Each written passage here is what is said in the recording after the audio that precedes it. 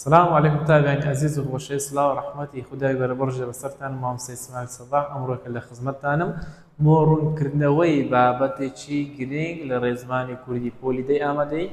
اويش بابتي رستي ابتي تنها متابعيني برئيس الرستا سي بشايخ سي زور رستي السادة رستي اللي يدرو هربها رستي اللي يدرو من خوين لبابتي رابردو ويساكن بابتي ما كبرت الرستي ابتي كوادبتا سي زوري الرستا رستي السادة اللي يقدروا هروا رستي آوتا رستي آوتا قطاب يعني بريز آوتا يعني تيكل رستي آوتا واتا رستي شي تيكل يعني رستي زياترا بيناسي رستي آوتا سيا دلين رستي شي واتا داري سربخو رستي شوين كوتو بيقدر كبهوي أمرازي اللي يقدروا قطاب يعني بريز يعني يعني أمال رستي آية دو رستمان هي رست شي واتادار كبتنيا واتا هي لقى رست شون كوتو كبتنيا واتانيا أو دو رستيا بيكو ليشي عند ده بهوي أمراض اللي قالوا رستي آية تمام بو دروس دبت أو دو بتاع يعني بر رستي آية دو بشش بيدو تري شارستا بشش كيدي كبيدو تري بارستا شارستا هنا وكي بخوي ويا شاي رستيا بعد شاي رستيا بتنيا واتاي دلنت دلي أو بشي رستي آوتيا كواتاشي تواو سر بخوي هي يعني كاتك أتو رستي آوتي دي تبيشي شارسي بوي دزشان دكي كبتنيا واتاي هي باشا أدي فارسة دلي أو بشي رستي آوتيا كواتاكي روميو هميشه رستيشي شوين كوتوا واتاكي بند بشارستوا هميشه أمراضي ليكدري لنقل بتاب يعني بريز واتا سوا واتا شارستو بارستا بريتين لو درسي كبجداري كانت درسكني رستي ليكدرا باشا شارستا بتنيا واتا هي بلان بارستا بتنيا واتا كي نادا بدستوا بلكو بهوي شارستو واتا تاوا دكاتن دين نمونش اللي بور دغرو دلي خوينت كاركاي يكمبو چونكا كوششي زوري كرد اهالي يردا تن رستمان هي او يك رستا او رستي دومينيا وقتا يعني بريس تمشايكا دلي خوين كاركي كم تسوق كوشي زوري كر خوين كاركي كم اورستي تسوق كوشي زوري كر اورستي دوا كوبزام چان بارسي چان شارستيا ديم رسكان زياده كم خوين كاركي كم بو واتا هي يانا بالي كواتا خوين كاركي كم بو او بريتي لشا رستا اليرا اماجي بيدم دلي مامسا او شا رستيا كنت زان شارسي مامسا بدو مرزي كمية بتنيا واتا هي مرزهم أمراض اللي يقدر اللي قلدا نيا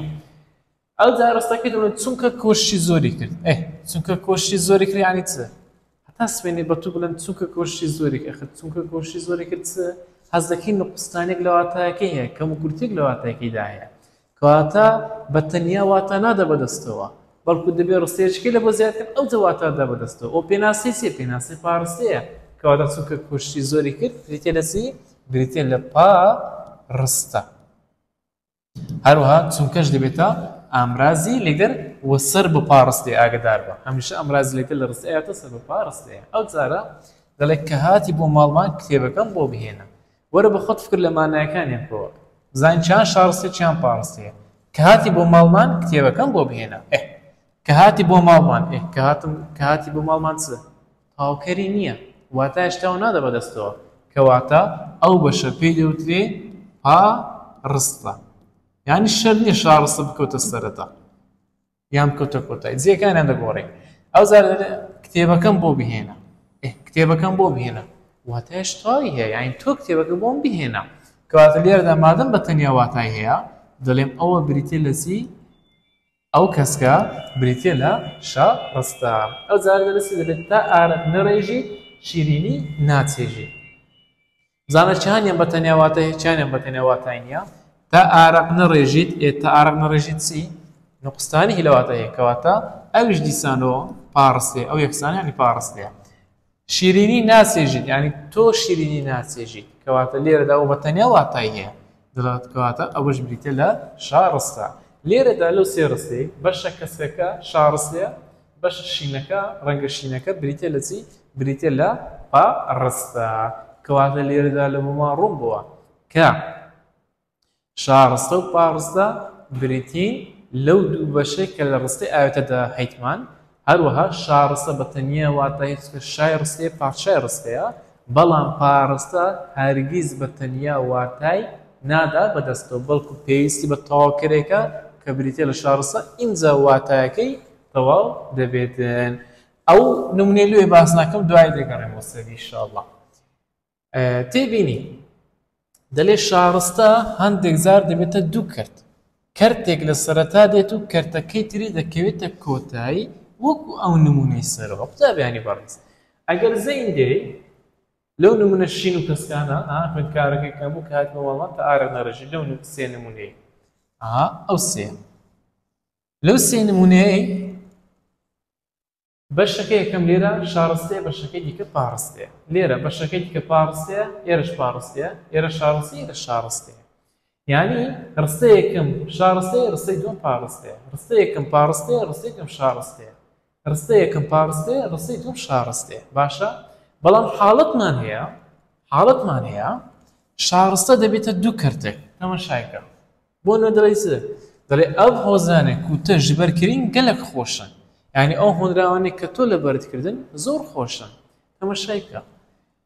گوتمان ئەمە پارسێک و دەستشان دەکەین پارسێ بۆی دەستشان دەکەین کە بەتەنیا واتان نادەبڕێت دەستەوە بەڵام شارستە بەتەنیا واتای دەدا بەدەستەوە و عادەتەن پارسە دەکرێتە دوای ئامرازە لێکدەرەکان. ئەو ئامرازە لێکدەرەکە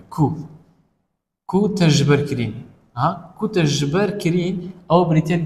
بریتە لە پارستە. شارستەکە چی لاتێ شارستەکە بوویتە دوو کەرتێک کات لێدا ئەو هۆزانێ گەلێک خۆشن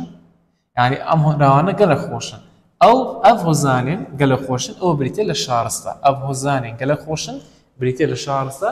کوتە ژبرکردین بریتێ لە پارستە. بۆ لە نمونەیەشکە لە بنووسم دەڵێ هەر نمونەی کتابەکە لە بۆ وەربگرم نمونەی کتابە لە بۆ وەربگرم یەک دەقەت خواگەر لەگەڵم دابی ئەوتە دەڵێ هەڵەجە کە کیمیاباران کرا شارێکی کوردستان بەخۆی ئەوە کوهاییە بەخۆی ئەو هەیە هەڵەبجە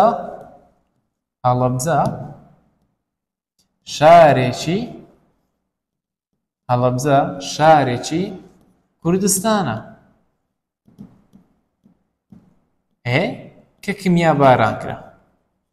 کە کیمیاباران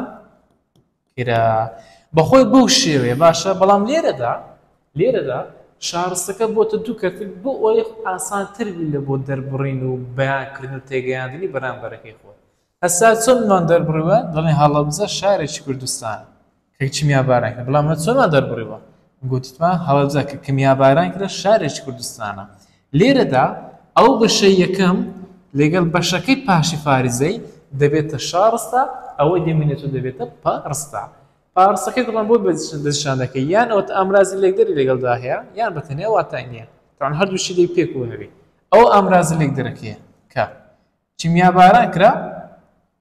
کە کیمیاباران کرا و بریتە لە پارستە هەڵەبجە شارێکی کوردستانە دەبێتە چی دەبێتە شارستە. کەواتە لێرەدا شارستەکە بۆتە دوو کەرتێک و زۆریش ئاساییە ئەو حاڵەتانەما توش بێتن. تێبنێکی تر دەڵێ ئامرازە لێکدەرەکان دەتوانن دوو زۆری ڕستە دروستکەن ئەوانیش ڕستەی ئاوێتەی مەرزی و ڕستەی ئاوێتەی نامەرزی. لێرەدا تەنها باسی ڕستەی ئاوێتەی نامەرزی دەکەین کە لە پۆلی ئامادەی باس کراوە. قوتابیان بەڕێز ڕستەی ئاوێتەش دوو زۆرە ئاوێتەی مەرزیمان هەیە ڕستەی ئاوێتەی نامەرزیمان هەیە. ڕستەی ئاوێتەی نامەرزی لە مەنهەجی پۆلی 10 هەیتمان بەڵام ڕستەی ئاوێتەی مەرزی لە پۆلی 12 هەیتمان ئینشاڵڵا ئەو کاتی ئەگەر خواتەمەی دات و بگەنێ لەو کاتی دەیخوێنێ. طبعاً کاتێک کە ڕستەی ئاوێتەی نامەرزی دەخوێن لە بابەتی خۆمان لە پۆلیدا دەبێ و ئامرازە لێکدەرانەمان هەبی کە کو چونکە بەڵکو تا مەگەر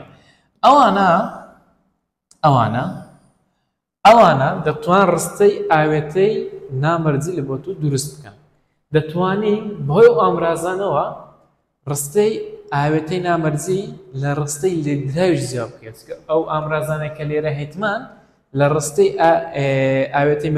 نامەرزی هەیتمان ینی لە ڕستەی لێکدراو نیتمان کەواتە دەتوانین بەهۆی ئەو ئامرازانەوە ڕستەی ئاوێتە لە ڕستەی لێکدراو زیاد بکەینەوە.